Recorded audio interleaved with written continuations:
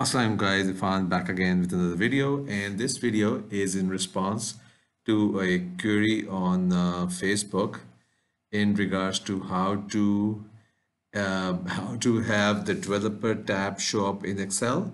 So I'm just going to do a very quick video just to show you how you can get the developer tab to show up on your Excel if it's not already showing there. So let's get started. I'm just booting up Excel, going to a blank worksheet, and then what you do is let's zoom in, go to File, Options, and then Customized Ribbon. All right. Now you see this option here, Developer. This is unchecked. All you need to do is just check this, click on OK, and now you see the developer tab up here. That's all you need to do. That's how simple it is.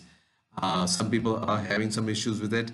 That they keep asking how to get this the developer tab show up. It's very simple. Let's just show you again.